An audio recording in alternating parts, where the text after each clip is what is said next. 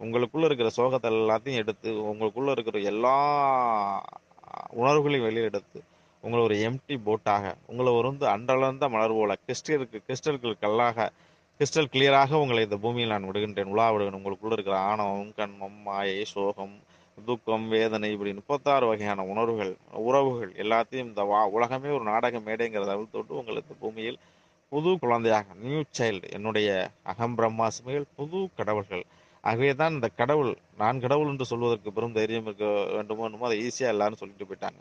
பகவான் கடவுள், கல்கி அவதாரம், கல்கி பகவான், நான் கடவுள்னு சொல்லிட்டு. ஆனால் என்னுடைய சீடர்கள், என்னை நம்பி வந்தவர்கள், நீங்கள் கடவுள் என்று சொல்லக்கூடிய தைரியம் இந்த உலகத்திலே எனக்கு மட்டும்தான் இருக்கு.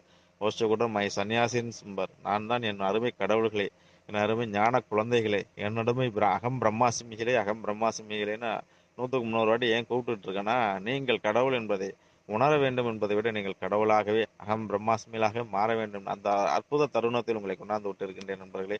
இந்த ஒரு பிறவியில் என்னுடைய குரலை நீங்கள் கேட்டு என்னுடைய பயிற்சிகளை நீங்கள் செய்து விட்டீர்கள் என்றால், உங்களுடைய கிட்டத்தட்ட 1000 ஆண்டுகள் பந்தங்கள் ஒழிகின்றது. உங்களுடைய தலைமுறையே மாறப்போகின்றது. அடுத்த ஒரு 5, 10 தலைமுறையே ஞானம் பெற்ற தலைமுறையாக ஆகப் போகின்றது. உங்களுடைய 21 தலைமுறையில் நீங்கள் செய்த பாவங்கள் என்னவோ தெரியல, புண்ணியங்கள் என்னுடைய குரலை கேட்டுக்கொண்டிருக்கிறேன். என்னுடைய அகம் பிரம்மாஸ்மி குழுவில் வந்துவிட்டீர்கள்.